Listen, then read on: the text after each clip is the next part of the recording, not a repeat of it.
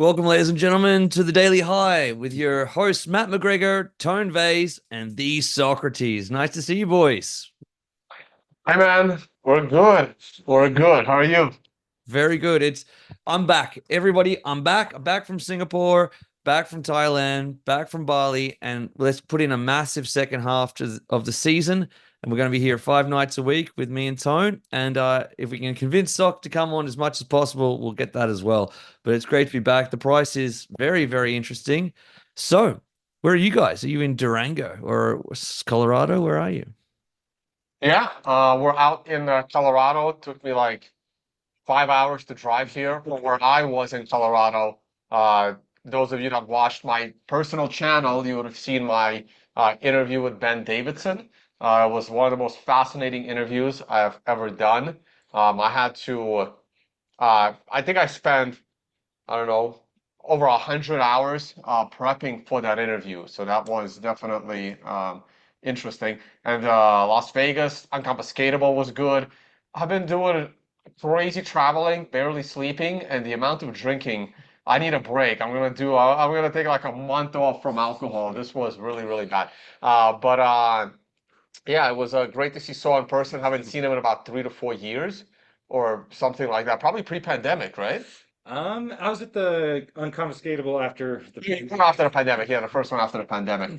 All right. We got to do charts. You want to go first and then we go? How you want to do it?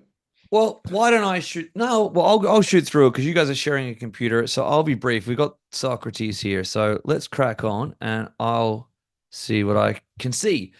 You got my charts up there right now. It looks good. Yep. Yes. I look. I Charts are really up. like this. This is really, really interesting to me that we've had a really good rally in the last 30 minutes or something while we were setting up here. I really, really liked the weekly close that we put in here at 63. We'll call it 700, give or take. We are still below the 30 simple moving average here, and we still, unfortunately, haven't put in a higher high here. You know, we're still consistently putting these closes in on this descending, whatever you want to call it, channel. I don't know what this called, but we've really, really, really want to break. What do we call that? 64, 400. It's not far off. And I think that once we start breaking here and we start seeing this modified lucid star come down, which is really close to this other previous high here at 68, it's almost on it, we can start to see some real momentum. I really, really like where the charts sit right now. And I like them more than the last 30 minutes than I liked them prior to that. Let's just have a look at some of these oscillators here. The Copic curve has rounded, which I'm really, really excited about. It had been going flat line down for the past few months and wasn't exciting at all. But I really, really like this. It hasn't crossed the zero line yet, obviously, but I like this. You know my work. If it comes back down, we want to see that zero cross for real good confirmation here. It hasn't done that yet, but the rounding aspect of it, I'm really, really excited about. I said in last week's show that I didn't want to see us, if you can see this yellow line, the moving average here on the EMA here, I didn't want to see us just come back to the 50 line to touch that on that EMA and get rejected and put in a lower low. I really wanted to see us cross that, get above the 50, get above the moving average, and be on the right side of that moving average, which we have done now, which is it's the start of something I like to see. And I'll let Sock talk more about the EXA crossing down here at a really good point. The last show we did last week, I was really excited about this putting in. And Sock, I'd love to you get your opinion on this. I don't mind if you jump in right now. There's We've had the good cross, which I like, but we also put in a higher low. I don't know if the EXA here actually has if that's actually relevant or not that we're putting in the same sort of structure we'd like to see on an EMA, but hell, we did it, right? We put in a higher low on the EXA. Do you have any thoughts on that, Sock? Yeah, it's interesting. It's something that I haven't really looked at or thought about, but as soon as you said it, it made sense. It's based on distance from moving average, and if it is not getting as far below the moving average as it was before, that would be potentially an indication of exhaustion. It kind of made me wonder. If there's like a divergence in the Yep. price. It really isn't something I've looked at, but it does make sense logically that that could represent running out of steam from the bears. Right. I mean, just looking at the price right now, it doesn't look at a divergence as much as it is putting in a higher low on the bottom end of the weekly scale here. But I was taking note of that when a week ago that I'd love to see a cross here, and it'd be interesting if we can get a higher low there. And I actually mentioned you on the show that I don't know if that has any relevance, and perhaps it doesn't. But anyway, it's crossed and I like it, right? So that's the weekly time frame right now. I really like It's the crossed, and I like it. yeah, for, Definitely. for for whatever other reasons. Earlier today, we were above the 30 EMA here when we got up to that 64, 700, 800 zone, which is what I always want to see. I always want to see us above all of the moving averages that I look at from the 200, the 50, the 7, and the 30. If we can get that cross back on the 7 above the 30 and get the price above the Lucid SAR, that's absolutely everything I need to see for a bull run. That's every EMA crossed in every simple moving average, all in order, all above, and the price above all the moving averages and broken the Lucid SAR. That's it for me. So there's still a ways to go at this point, but I'm really, really satisfied with where we sit right now. I just want to see us put in a higher break the structure of the market of putting in these lower highs. So that's it on the weekly time frame. That on the lower time frames, yeah, I mean it's the same. We're still below the 200 here. We did come back today and retest the 7, which is fantastic, and it looks like we're moving upwards now. Some of the oscillators are a bit overextended here from like the EMA and the EXA and whatnot, but we'll see how that goes. I'm still satisfied with all the price the way it looks right now. I'll just quickly jump into two more things, the 4-hour time frame. This is what I want to see on the weekly time frame with the price above all the moving averages here. We came back down, retested the 7, and we're starting to move up. It was really cool that we came exactly on MRI acceleration line, got rejected off it, came back down and tested the 7. Maybe we can build up steam to burst through that on the second attempt. I'd be really happy if we did. Now, finally, I'll just broach on Black Box as it stands right now. We put in a shocking trade today, which I absolutely hate to do, but it's on the back of putting 5 consecutive winning trades in. So I was really, hell, you guys are blackjack guys or card players. What are the odds? How many winning trades can you have in a row before you're due for a fall? So this was a real rough trade. We got the entry here. It came down and stopped out immediately. 10% loss. Bad, right? Like it's really negative. It has reset right now. So we're eligible for a trade at any time once again. But just scanning back, so I hadn't done a show recently. We'd put in nothing but positive trades. That was I think a 10%er or something like that. Going back in time, 13%er right here. Yeah, bang, beautiful.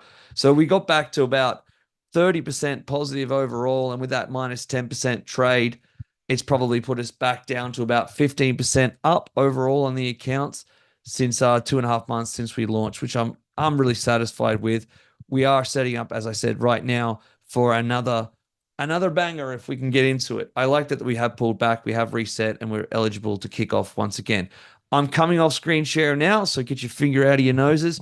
Please like and subscribe. Please share it with your friends. Use the affiliate links in the description below. Join the Discord and join the free bot we have right now. As I said, it's been winning overall. It's all about stacking stats. If you had entered when we started, you're about 15% up overall. What more could you ask for? Especially with the price rallying, you got 15% more Bitcoin than you had once you started. Tone, Sock, who's up? All right. I think I'm gonna go, and then I'll. Let me go real quick. I haven't looked at charts in about a week, so while Matt was talking, I had a peek at the charts. Let my computer reset here. Guess it's doing too much. Are we on screen share? Yep, looking good, mate. All right. Here's the weekly chart. The weekly chart is starting to look better, but everyone still needs to be aware that the MRI still has not given us a green star candle, and it will not give us a green star candle this week. It can only give us a green star candle next week. The prior 2 green candles on a weekly scale completely failed, and they took place right at resistance of a downward sloping trend line, which is still in play. yes, we are now above all the moving averages, but we are still not in a bullish trend if you use in weekly time frames and even daily time frames, because we're right now being rejected by the 200-day moving average, as you showed. It's still stuck in your red wave, so we still have a little bit to go. That little bit is what happened to my what trading view do over the weekend? Where is my like bar of shortcuts? It's here, but why isn't it on this chart? That's so strange. Um, yeah, that's super weird. It's here and it's Yeah, I minimized. see it Right. there. Yeah. No, it's not minimized. It's oh, hold on. Wait, sorry, I gotta plug my. I was charging my phone with my computer cord, and my computer is about to die. All right, we're good. Yeah. Yeah, we're good. Okay. Oh, that also explains the brightness of my laptop. Okay. Sorry, it's been a while since I've done a stream. So, we're not going to be in a proper bull market on a weekly scale until we fully break out above the prior swing high. Yes, we're breaking the swing high we had uh, back in August. And that's a first step. But in order for us to really say we're in a bull trend, we're in a bull market, we still need the price above 68,000. Once the price goes above 68,000, I think there's nothing stopping Bitcoin. I think 100K is going to be around the corner. I mean, it may take, 3 months or 6 months. It could take weeks. But the moment we are above 68K, I think the pullbacks are going to be very, very shallow. Also, we clearly have, a lower low. We do need one more pullback to establish a higher low, and this lower low probably created divergences in some, but not all, of the oscillators. And what do you call this thing again? EXA? Yep. Yep. Why do you call it EXA? So it's the distance from moving average with the Fisher transform formula applied to it, and that was the best kind of abbreviation that I could come up with. And what does it stand for? Um, distance from moving average. No, but why? But what do the letters EXA stand for? It's a very good question. It's the best abbreviation I could come up for. Okay. Well, every time I talk about this, I always have to remember because it doesn't say EXA here. We can alter the code later. I'm still here like another You, hour. you can you I'll can just discuss you can it. just say I don't know, sock. That's probably that's That's also the best fine. answer I got. It's still early for me.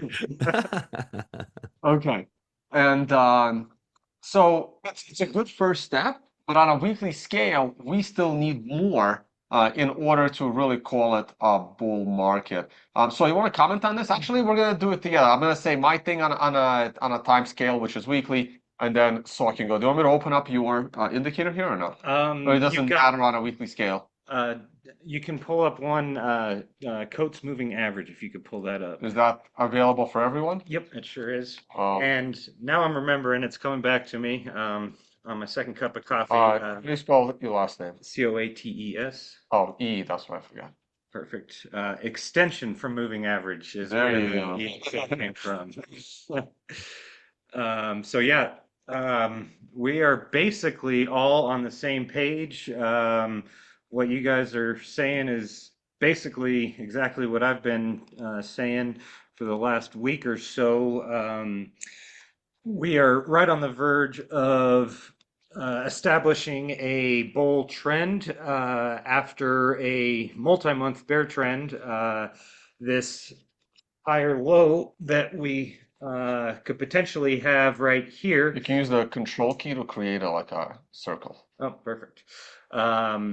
Is the first sort of maybe pivot point that we could be looking at that doesn't really mean anything until we create a higher high. And I'm not really looking for a higher high above here. Nope. You just press it. Ah. Right here is where I'm looking for a higher high.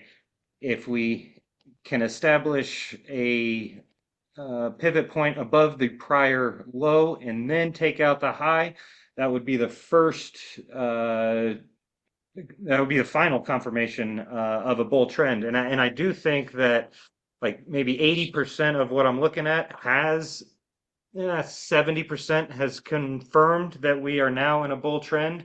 And the higher time frames like Matt was looking at with the parabolic SAR and the basically the market structure, higher high, higher low, that's the final sort of confirmation that the trend is bullish. And we pulled up this indicator here, the Coates moving average, because it is signaling a turning point. This is going to be a little bit of a shorter term. It's based on the 2 high moving average and the 2 low moving average combined with the 9 least square mean.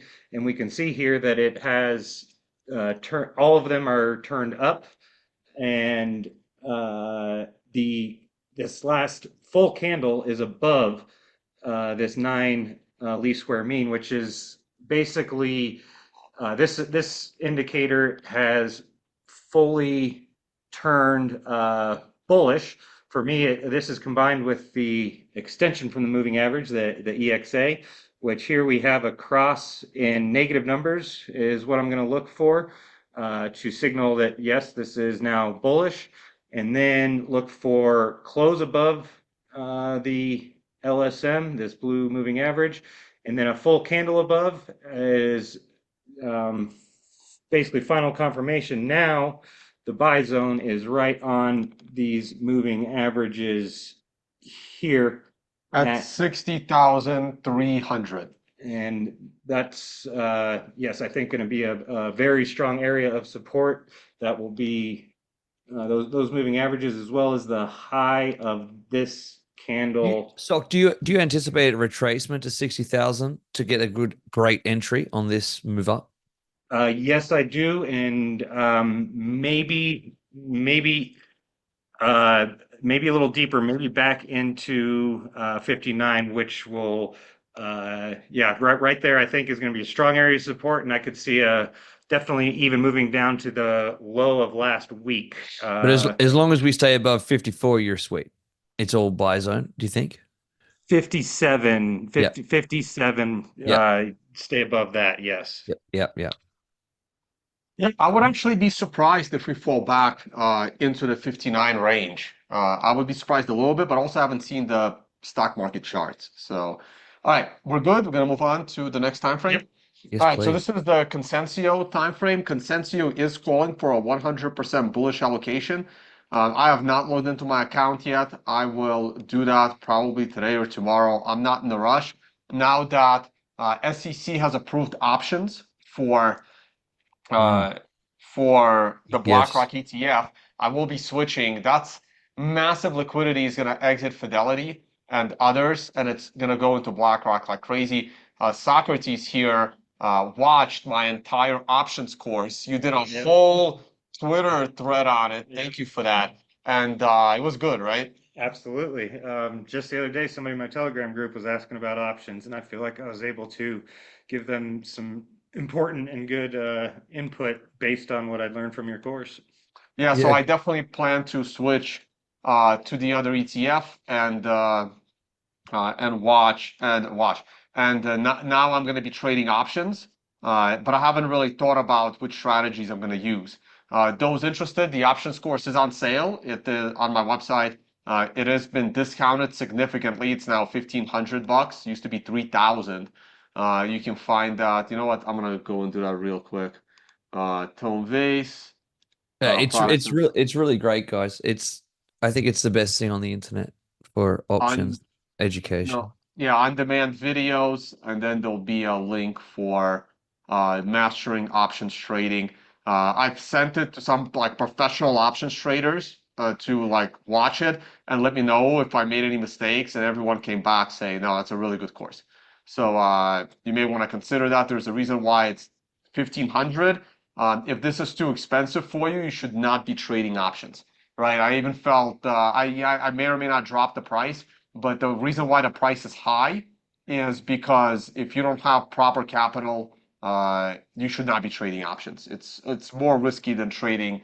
It can be more risky than trading 100x futures, but it could also be a lot less risky if you know what you're doing. Like than trading regular And you got to watch the course. Then you understand. Then people will understand why. Okay.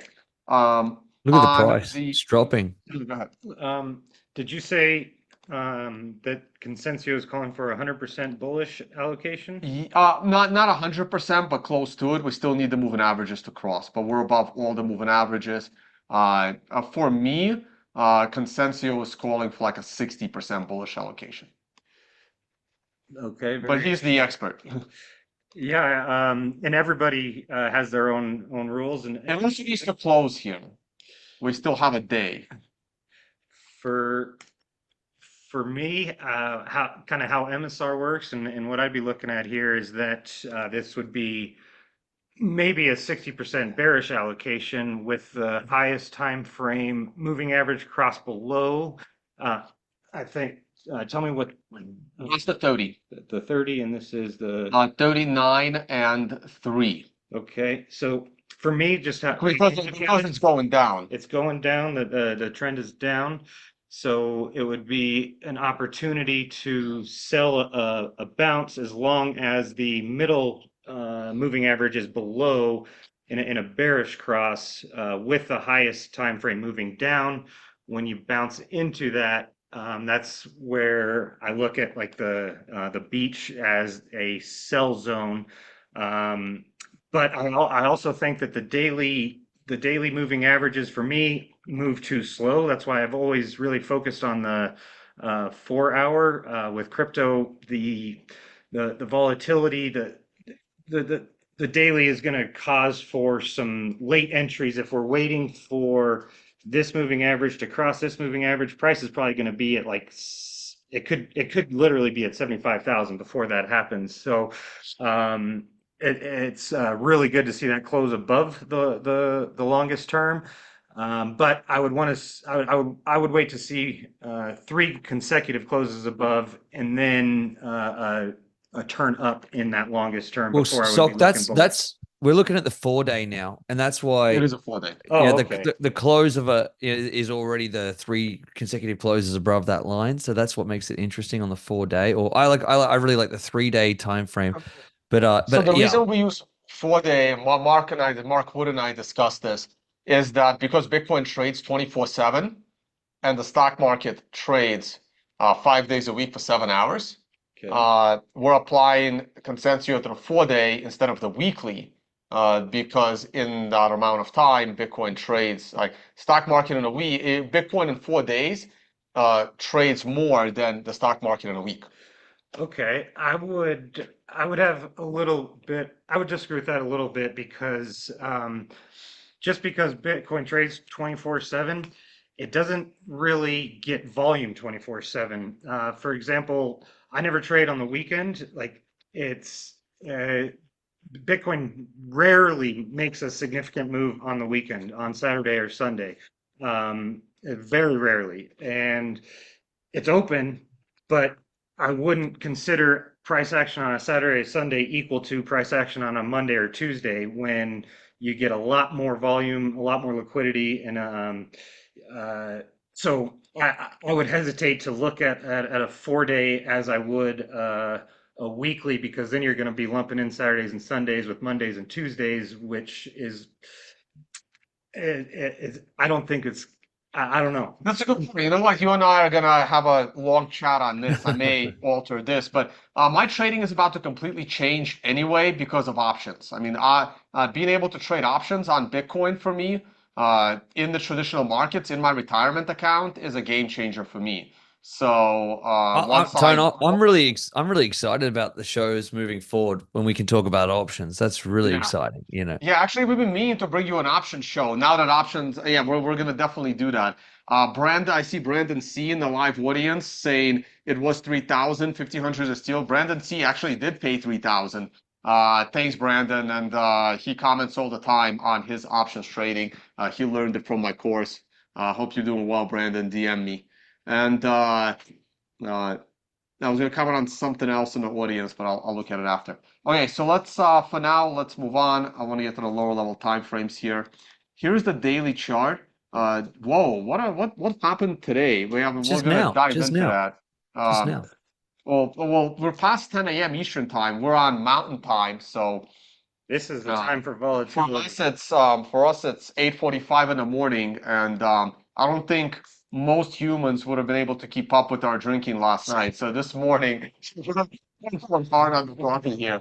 Uh, but yeah, last night was rough, and so the daily chart for me, well, we broke the MRI resistance line, which is good. We have a double top versus the prior swing high, which topped on the MRI. And we are on our way to the next MRI. I think this drop will recover. And I think we will hit an MRI top and then pull back a bit. But I do not want to see a pullback go lower than 60 and a half. So I guess a swing down into 59 is fine. What I said earlier. And if we do pull back into 60 and a half, it would be an absolute perfect pullback. Not only is that going to be the horizontal prior swing high, it will also be double moving average support. So what I don't want to see is I don't want to see any closes of daily candles below 59 and a half, but a swing into 59 and a half sometime in the next 3 to 4 days, 5 days, I guess is okay, even though it's going to be kind of scary if it moves down all the way to there so quickly. But in general, a pullback into the $60,000 zone, maybe a swing, an intraday swing to 60 and a half, and all closes stay above 62 would be ideal. That would create massive confidence, and I think that will lead us into the 70 range real quick. You want me to pull up your indicator on this? Not yet. This is the daily, yeah. Yes, Dave. So this is basically exactly what I'm looking at is what Tom pointed out. I'm not sure which moving averages these are, but we can see. If it's the daily, this would be 20, 50, and 128. Okay, so 50 and 128, we can see they've. 128 is the blue. Oh, okay. So 20, 50. 50 is the purple. We can see that they've been trending down and obviously in a bear trend extension between them. Right. Let me clean this up real quick. I don't need these green.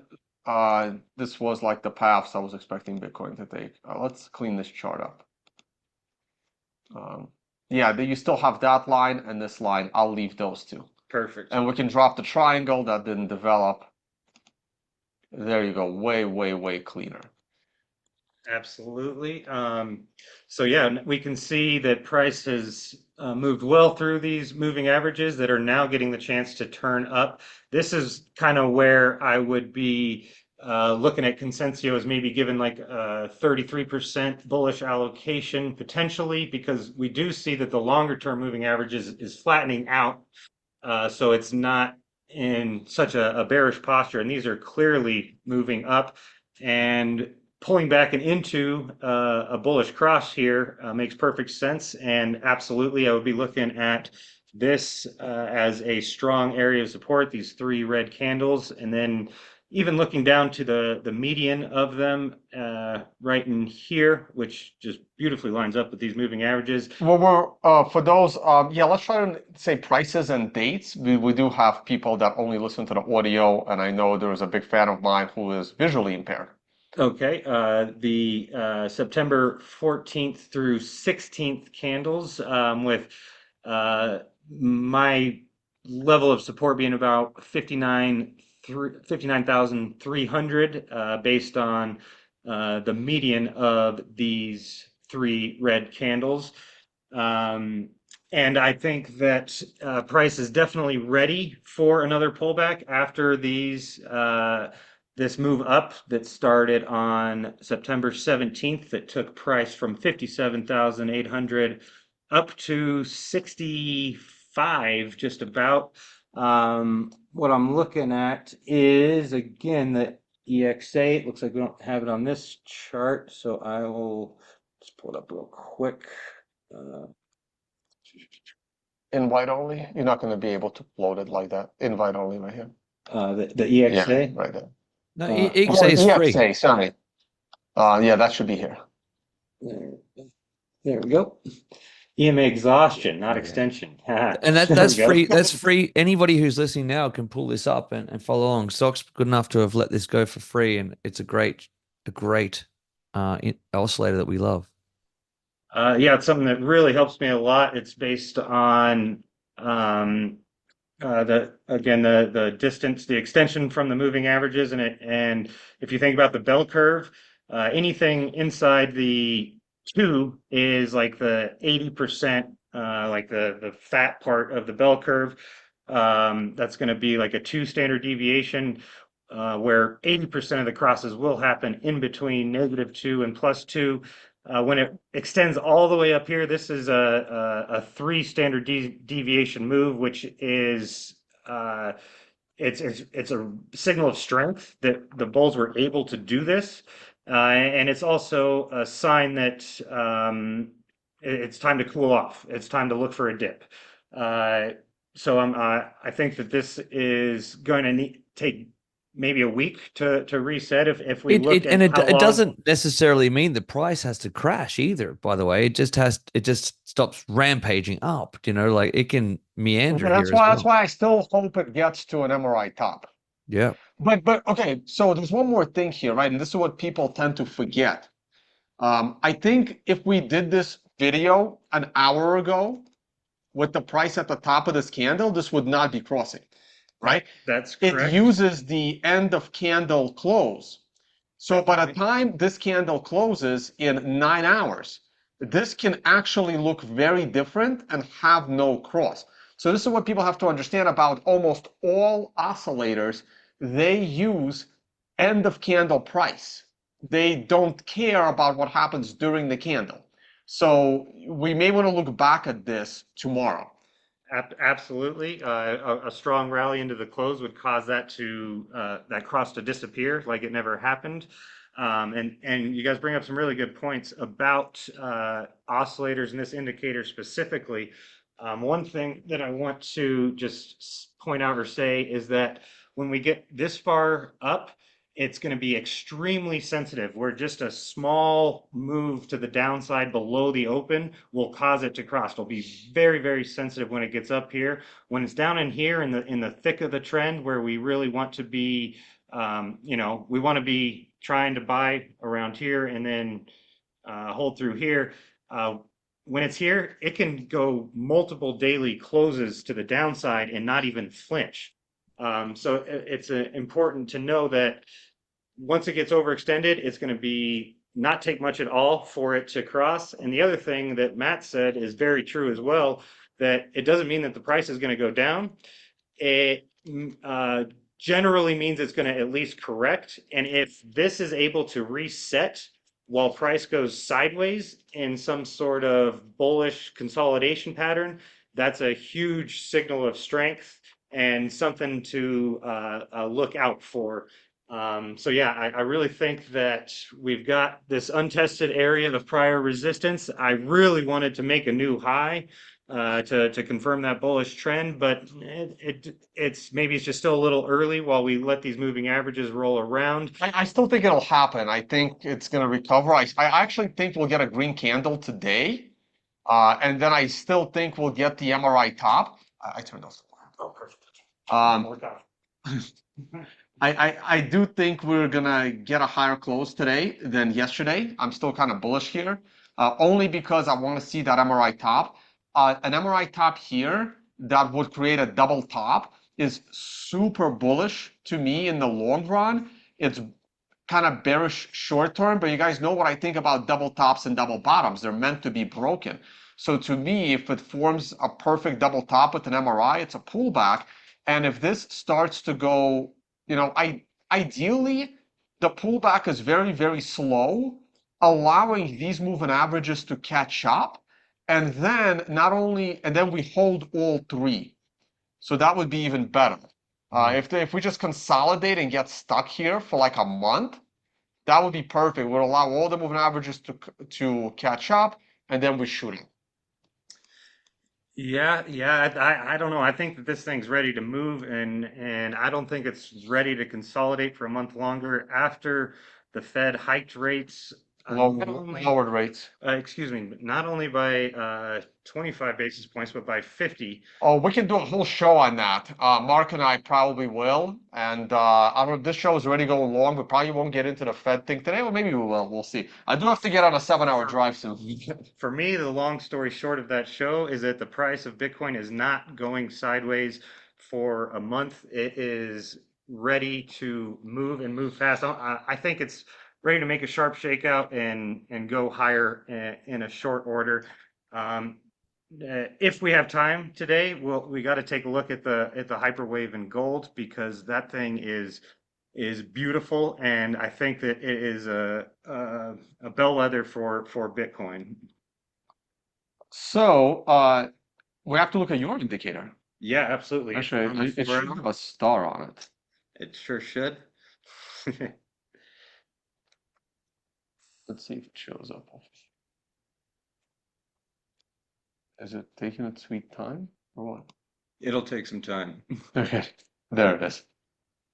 I can't wait to see, Sock, if on the 4-hour time frame, yeah, we've flipped. We're still on the daily at the moment. I can't wait to see the 4-hour. Yeah, this is actually So let me drop all annotations. Let me drop the moving averages. Let me drop the MRI. None of that is needed, correct? correct. Yeah. And this is Socrates's MSR. There might be a link in the video description for it. If not, we'll add it after where you guys can find this. So without doing a big deep dive, like assume that everyone watching knows this indicator. We're gonna treat, we're not gonna, there's other videos where you explain the basics of it.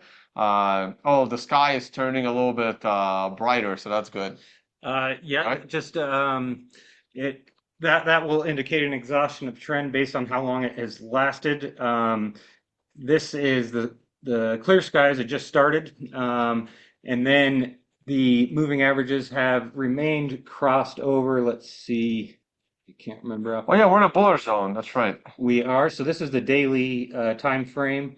Let's see right here. Can't see. About 200, 300 bars is how long that golden cross lasted with the 50 moving average and the 200 moving average. Every 300 candles or so that's time for it to revisit the 200. If it lasts 300 candles with a bullish moving average and price moving up, that's around when we look for a return to the 200 moving average, which is the beach. This is basically my version of Consensio, which will use moving averages and the parabolic SAR to determine trend, and kind of like we were looking at on the weekly, when it dips back into moving averages. On the weekly, it was bearish, but here we see it's bullish. The longest term moving average is moving up, and there's bullish crosses. We look to buy when it returns to the 200, as long as the 50 is above. So this would be where the daily would absolutely be calling for 100% allocation long. As we see that the moving average returned to the 200, this is the 50, returned to the 200, kissed it, tried to cause for a death cross, but failed. And now they're all trending back up. So this is where MSR on the daily is not waiting for anything. It's saying that this is bullish. It always has been all the way back since we broke through 35. And again, the daily, I think, is a little bit too high of a time frame for the moving averages that I use. What I do focus on mostly is the 4-hour and the 1 hour, which this is a perfect time for me to be doing a show. Awesome. As the 4-hour, the 1 hour just flipped bullish a few days ago, and now we have the 4-hour flipping bullish. So for me, this is 100% long allocation as of like last night when we were drinking. Wouldn't you wait just a question? Question without notice. Wouldn't you wait for a re-entry to the beach there, brother? You've got the bullish confirmation. You'd wait for an entry back into the beach to get long if you were not in already. Uh, yes, that's a perfect question. But you didn't miss the trade, right? Had you gone long, you probably would have gone long at a higher price than we are right now. Would have been if I was executing perfectly, it would have been basically the same price we're at now. And Matt asked a great question because there's a couple, there's many ways to trade this indicator. Two main ways is a swing trading sort of approach where you're looking for like buys here and then, or excuse me, this is a sell here in the bear trend and then exiting right here, like a swing trading approach. And then there's also the position trading long-term approach of looking to enter as soon as the trend signals, like sell in here, buy in here, and then looking to hold all the way through for multiple months here. So this is a situation where how I will trade is I will determine my margin based on just the exact signals and when they occur. So I want my margin to be in stables like a USDT or whatever when the trends are bearish, and then I will so as I'm shorting in a bear trend, I'm not holding the underlying that's decreasing in value. And then when the trend is bullish, I want my spot to be in Bitcoin, and then my margin is in Bitcoin as I am trading in a bull market. So how I would be trading is making sure that now my margin is fully in Bitcoin and trading perpetuals where you can use Bitcoin as margin. And then I would be looking for a leveraged sort of swing trade at the target price that we've been kind of talking about. Everything for me is really lining up right here around the 60,000 level. Looks like it is really in a position to turn into support now that the moving averages are turning up and getting bullish crosses. I'm looking for a sharp move down into here to make like a leverage swing trade. But now I have 50% of my spot in margin, and now I'm putting 100% of it in today. So that's Right. I'm gonna So I know I put the 60% bullish allocation just so for transparency. My account is at the moment is in cash, so is yours at the moment. I'm 50% in Bitcoin because the 1 hour signaled bullish maybe 3 or 4 days ago. 4 days ago. As of 3 or 4 days ago. I'm still because 3 or 4 days ago I was somewhere on a plane between Vegas and Colorado. And but I will be going long some point this week. I hope you're right, and it pulls back to 60, and it would allow me to get back in at a lower price. What I find really fascinating on this chart is just to sway back. I didn't draw this blue line on a 4-hour chart. I drew it based on a daily chart, but you can see how this line is perfectly within my rules, and you've seen my educational videos where you draw the best line by not breaking any candles, but you can break all the wicks you like. Yes. So in a perfect line would be a smidge lower, like, a centimeter lower, like that, not even a centimeter. And if you look at what happened this morning, like magic, it touched that exact line without breaking it, right? So for anyone that says TA doesn't work, you can literally point them to this line. yeah, There's no doubt about it. yeah, Right? and then And we got rejected right off that line. And probably at it 10 came a.m. back. also.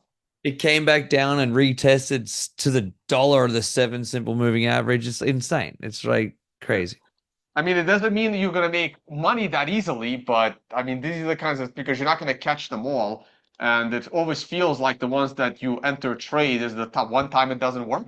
But it tends to work. You want to say anything else on this 4 hour before we move on? Yes, actually, I realized I forgot one thing I wanted to point out on the daily that was coming to mind as let's see here. Maybe it was more more of a 4 hour. Here we go. Think that we could also see a very nice ascending triangle working out, especially if we do get this pullback that I think should retest prior resistance for support. Right there would be absolutely a textbook ascending triangle at like the 60% point where it would be ready to Yeah, to I just hope it does. I just hope it goes down into this line as slow as possible. Like I really don't want to see it hit in the 50,000s, right? I would love to see it hit. Well, yeah, it'll probably be in this case, it'll probably be closer to 59. But I would love to see it kind of avoid the $50,000 range. Yeah, again, right here, we think we can see 58 for me is still very clean, higher low. As long as we're above 58, and specifically, I'd like to see like a sharp wick that shakes out longs and is really hard to buy. That would be putting it in a really good position to move in this environment. It doesn't need much more than to shake out the over leveraged longs, in my opinion. I want to jump onto the short-term time frame real quick. This is my hourly chart. Looks like the hourly chart reversed this morning off of an MRI buy. That's great. But on a 5-minute chart, let's see what happened at 10 a.m. At exactly 10 a.m., we got the beautiful reversal for a nice move. I can't wait to look at it in the stock market. I don't know if you've been watching our morning videos. I've been nailing the 10 a.m. reversals, and I think most people watching have been trading the 10 a.m. reversal, and a lot of people are very happy. That's 10 a.m. Eastern time? Yeah. Very interesting. So that would be right before, so I'm Mountain Time, I gotta think. So 8 a.m. The When we were supposed to start this video this morning. 30 minutes after the New York Open. Right. If you Absolutely a perfect turning time. Yeah, that is generally the perfect turning time. That's how I was making money for years, trading that strategy. I used to lose it all by trading late into the afternoon or trading before 10 a.m. And then I would use this trade to kind of make up my day until eventually I got more disciplined. I think what he just said is extremely important for anybody who is struggling to consistently make money trading. Finding one little move that jumps off the charts at you at especially if it's at a specific time of day, specific day of week. That's all that you need to experience the magic of compound interest.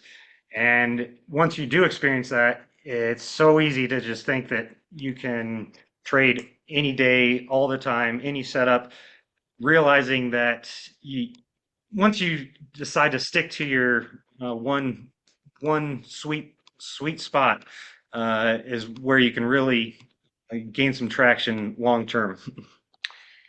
All right, this is the cycle chart. We're not doing anything special yet. We are starting. Let's move on with time. So I was very adamant that the best trade was oil. Right here on this day, this is the daily chart of oil. It had a daily MRI buy smack in the middle of a weekly MRI buy. And I was talking about this for days. And literally on this day, my initial stop loss was lower. And this is my target. And on an oil trade that is leveraged 100 to 1, this is a monster already. So you've been holding that for? No, I didn't take the trade because I've been traveling, but but I said this could be the best trade of the year in any market, buying oil literally on this day. And when I put this line in, it was at this price, exact price where it was. Said it on this show, live on this show.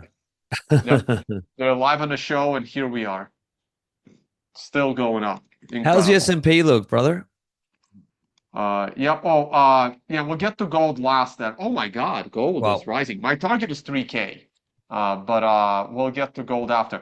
I'm really curious how the S&P did. This is the 5-minute chart. This is the 10 a.m. reversal chart. Let me just see where we were at 10 a.m. And S&P was just moving it 10-20 candle caused a bit of a drop. Usually it's a little cleaner than that. The S&P on a weekly scale probably gave us a new all-time high. It did. S&P on a weekly scale, very nice new all-time high. I'm incredibly bullish on the S&P. I always was bullish on the S&P, but this is where Saw and I might disagree. I think that this 50 basis point drop is going to be a short-term sugar high. And when this market reaches the MRI top on a weekly, which is 2 weeks from this week plus 2 more weeks, I'm going to be looking for a pretty significant reversal here, back to the downside. And I'm actually concerned.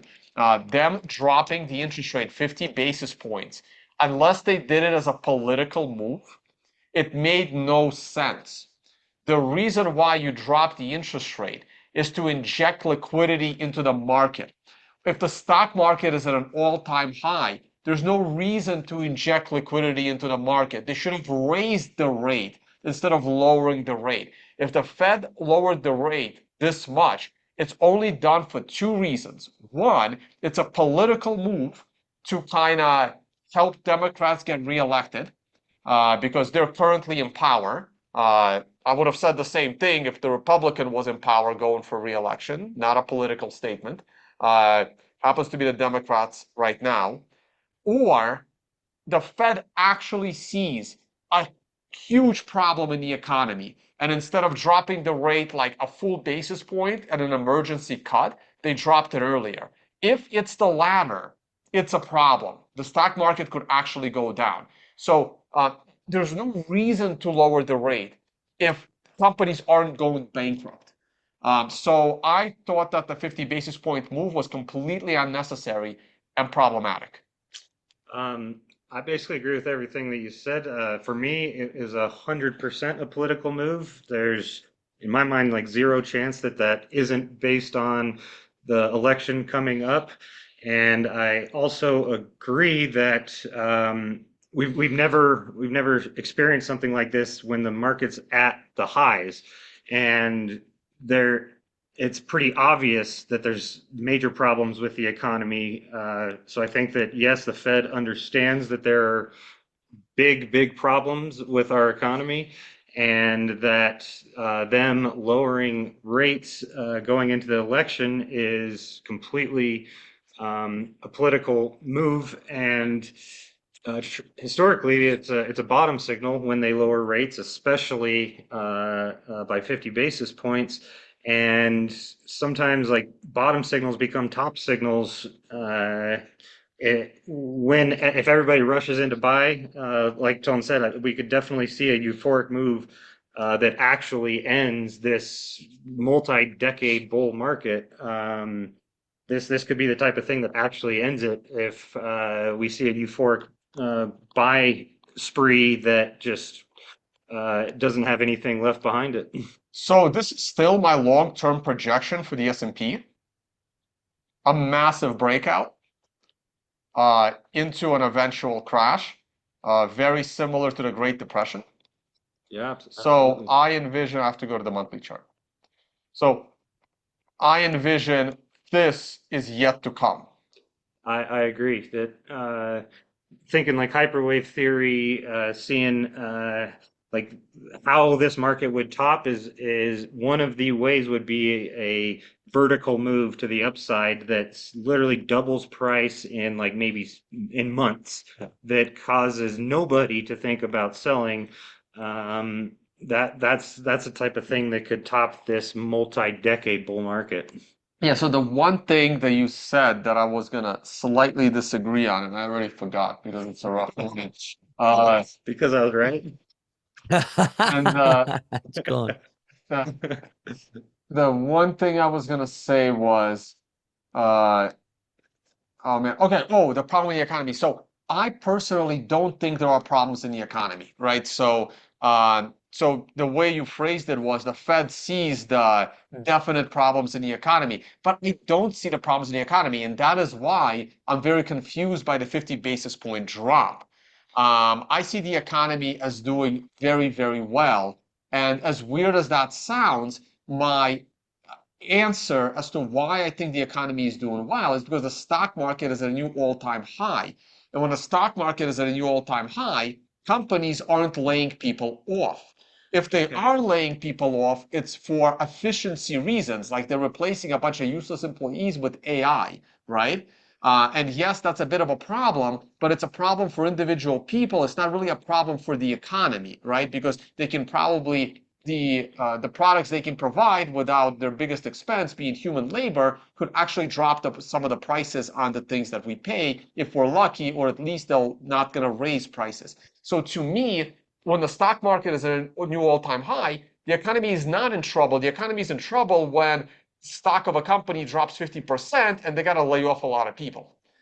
Okay, yeah, I strongly disagree. And what I'm looking at is inflation. We have gone from inflation to a stage of hyperinflation, and unemployment for me isn't the measure. I think unemployment's low because people are literally needing to work 2 or 3 jobs just to pay the bills, and the middle class is disappearing. Even people with graduate degrees who are, I mean, doctors are having trouble making ends meet. So while the stock market is at the all-time high and the rich are getting richer, the problems in the economy is at the foundation. And if we keep experiencing inflation like we have, it's going to be really, really hard for people to continue just putting food on the table. And what's sick to me is that their response to inflation is printing money. So I think we are in the throes of, in my opinion, the Great Depression has already started. When we look Yeah, back at no, this is a great conversation. We can probably talk about this all day, and it's an interesting thing, right? I don't disagree, right? I agree with you that doctors have to go and drive an Uber, right? Maybe not to that extreme, but in the extreme, right? You have a doctor that because he's using his medical salary to pay off his college loan. yeah, He's driving an Uber, right? yeah, He's driving an Uber in order to pay some of those bills. And yes, at the foundational level, that could be, a problem that could lead to a revolution. That could be a problem that could lead to a revolution. But in the short term, that's juicing up the market. Uber stock is going to do well, but doctors have to now go and work at Uber, right? So from my perspective, if let's say you have a bee colony or you have an ant colony or a beehive, right? They don't stop. That's why they're called worker bees. You keep humming, humming, humming, humming, right? So to me, the way I see it is, yes, it sucks for a lot of people, but that keeps the economy moving until a revolution can come to crash the market. But in the short term, because if you look at it the other way, imagine if ants were lazy. Imagine if bees were lazy and they only had to work like an hour a day instead of the 23 hours a day that they probably work, right? So I just look at it from a different perspective. yeah. I don't think that necessarily hours of manual labor equates to health of an economy, or that output of manual labor is what humans should be measured by. I think that it's a very bad sign when humans have to work 12 hours a day, a husband and a wife, just to basically maybe support a kid. Right, it's bad for them, right? But it's great for the elites that don't have to work. Right, and that's where I think the where the decisions are made are from the elites who are wanting to garner votes from the masses going into the election.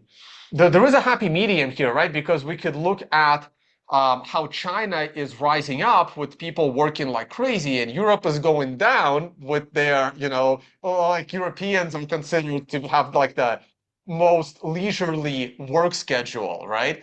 Versus economies like India, Indonesia, China, and these economies have been rising a lot versus Europe, which I think is about to completely collapse. Yes, there is a happy medium here, but I think in America, and we are a little American centric here, I think we still got a lot of upside with people working 2 jobs.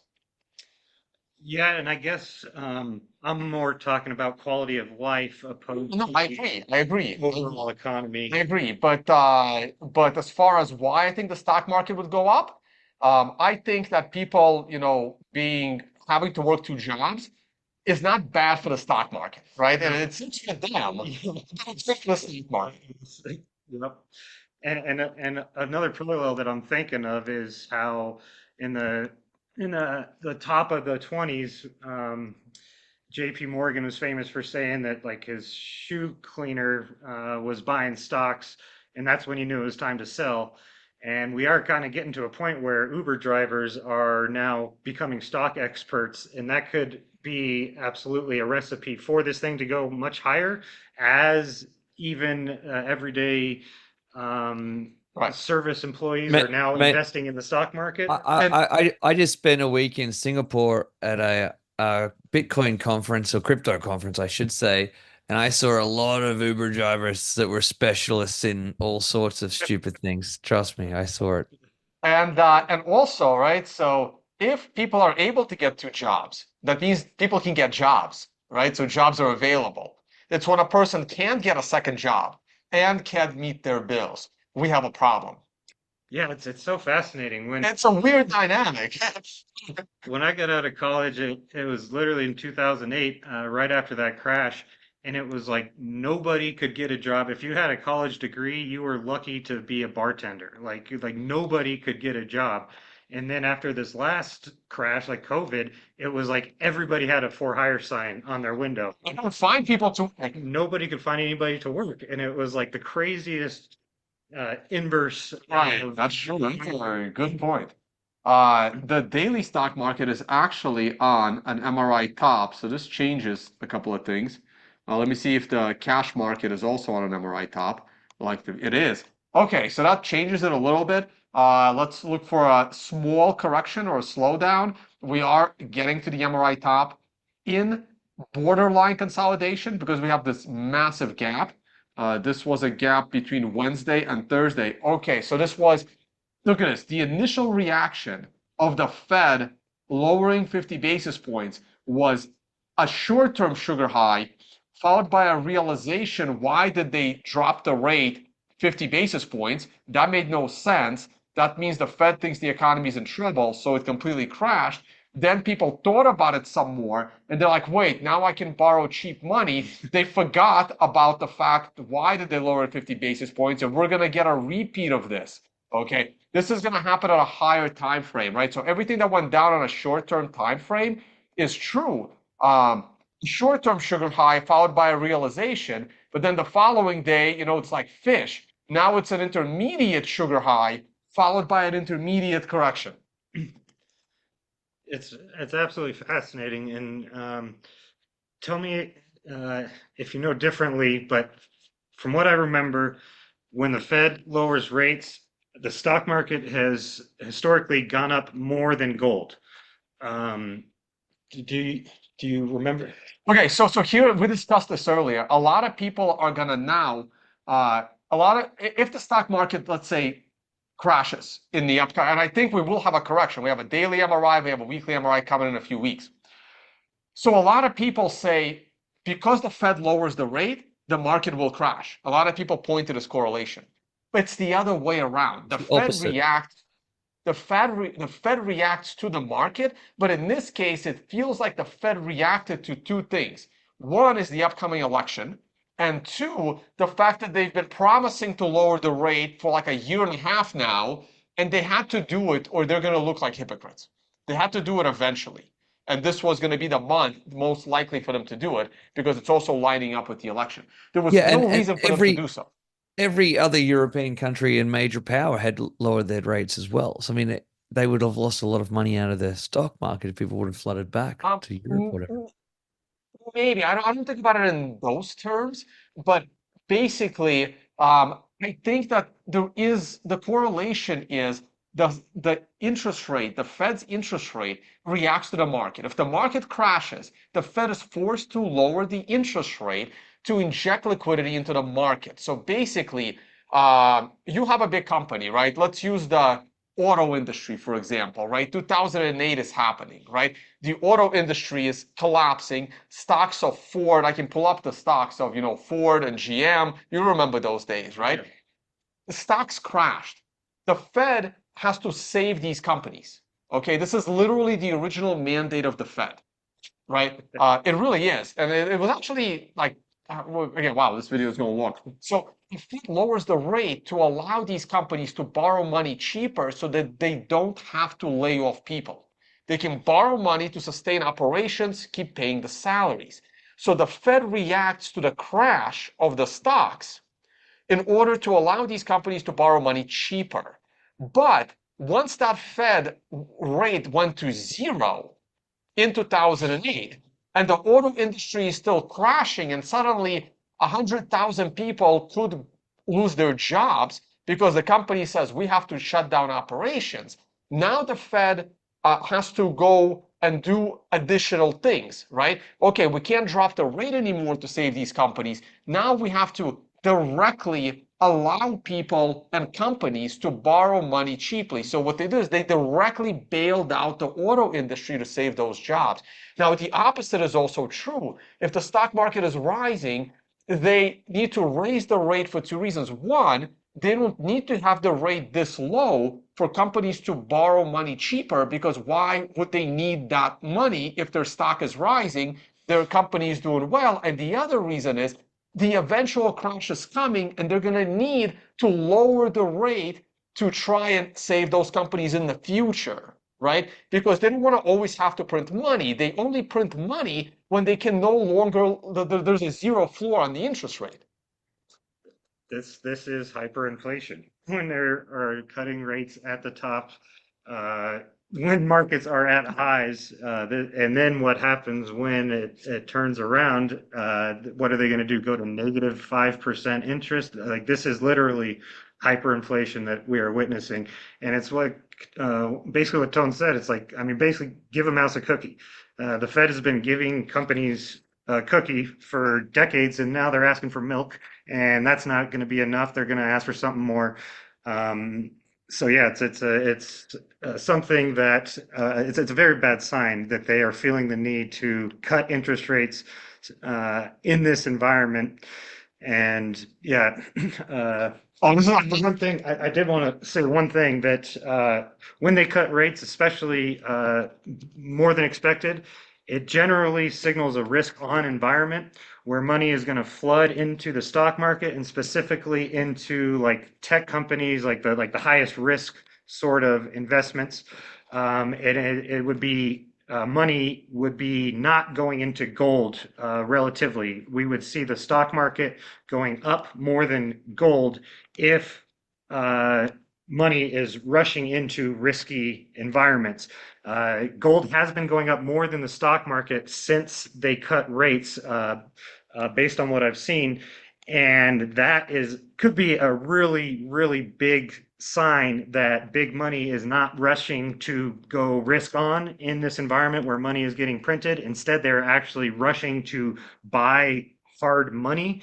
That is way different than prior times where we've seen money printing and people rushing to beat inflation by taking on as much risk as possible. all right, the last asset we're going to look at is gold. Keep in mind, guys, gold is on extension C today. It's going to have its MRI top tomorrow. This is daily chart. I am expecting a 1 to 4 candle pullback, maybe right into a daily MRI buy here. My pullback target is as no lower than the prior swing high. So my downside target on gold is no lower than 2,560. But on a weekly scale, gold has a lot of upside. We're halfway through the into the next MRI. It will be the second consecutive MRI top on gold weekly. That is very, very rare for gold to do that. I'm gonna quickly look back and see when the last time that happened, if it has ever happened. I'm sure it happened a while ago, maybe in the 2011 bull run, that we would reach a second consecutive MRI top. And I am in that bull run, and I still don't see it. There it is. the last time gold was able to make it to a second consecutive weekly MRI top was back in 2009. That's how far we have to go. So right now, and this looks very similar. Look at that, right? We had an MRI top, we had a pullback, then we had a massive breakout, and then eventually it led to the big high in 2009 before a serious correction. So these look like hyperwave lines here to me. Yeah, I tweeted out recently that I believe. So this was the it's old. hyperwave. Yeah. This was the old hyperwave. Okay. This is the 2011 one. Oh, nice. Okay, we never made it back to the baseline. So what do you see now based on hyperwave? Do you so we remove these and we have a longer version, but that seems like it's a very long phase 2 and now going into phase 3. I should probably put this on a linear chart too. It is a linear chart. It's not. Yeah, this is a linear chart actually. It's not long. Here, I'll just pull up a fresh gold chart, and I do believe, I think Whoa, that, whoa, whoa, whoa, whoa, hold on. Let me do it in a different place.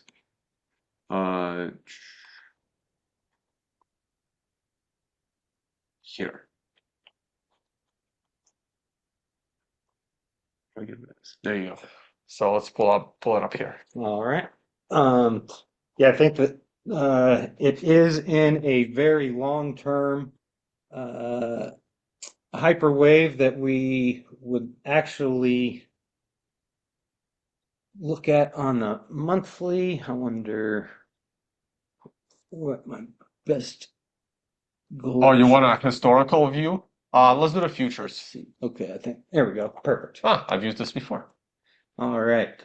So we can look at this a couple of ways. But primarily, oh, geez, Louise. Trend line here. Okay. Yep. Looking at this as a Phase 2 line. phase 2 here. And now just going into a phase 3, which it's getting vertical, which is suggestive of a phase 4, but I think that this is actually just starting phase 3, and we can make some use hyperwave theory to make some projections. We expect phase 3 to return the same amount as phase 2 in half of the time. So we'll look at how much this returned in phase 2. That was a 225% move. So we would look for, once it broke this high here, 225% move, which is very significant. And this is how hyperwaves sort of accelerate, as we expect the same move in half of the time. So You have them down here as well. oh, perfect. Easy All to right. use. So how long did phase 2 last? It lasted about 5,000 days. 200 months. 200 months. Just under 200 months. So we would look for 100 months. Something like 90 to 92. There you go. something like that. Yes. Starting from when it took out this high here. And zoom in on this. Okay, we'll do We don't that. need we don't need that part on the chart. All right. So the target that I would be looking at here is 5,200 by, No, more than that. yeah, excuse me. 6,200 by 2032. 2032. That's what I'm expecting everything to crash, including the That stock market. is, That's what Martin Armstrong is expecting it to crash too. we were just talking about that yesterday, as a matter of fact. So yeah, that's a monthly hyperwave in gold that has been lasting, that just started in 2008, the last major crash. and has now started to accelerate since 2019. So that is, yeah, I think a really good spot to be storing value long term, as it always has been. All right, and speaking of hyperwave, this is also Mr. Hyperwave along with Tyler Jenks. You want to grab the book? Oh yeah, definitely. I'm gonna bring a signed copy back. I've got the book right next to me as well, but it's still a mess. Oh man, if he has multiple books, maybe he'll sign it, and when I go to Japan, I'll bring it with me. I'll switch you. I've got a book here. I've got one. I've got one. Get him to sign it. Bring him with you. All right. Oh wait, I'm gonna see you in the Maldives. Oh, maybe he'll come to the Maldives. Got one for Even better. both of you. Oh, sweet. So right there, you see the picture of Tyler Jenks, you see the picture of Tyler Coates and Leah Wald. And there you go. This is Hyperwave. Hey, I'm gonna release those Hyperwave workshops that Tyler used to did for free. I've been releasing them every year. I just haven't had time. I need to rewatch them. So this the courses. There was like 2 multi-day courses. I have access to those videos. By the way, I have the credentials to that YouTube channel. Yeah. The old channel. I'm gonna release everything for free. It's coming, including the Consensio. I know I promised to do it like at the end of last year or this summer, and I didn't get to it. But I will be releasing it for free. So there you go. This is available on Amazon.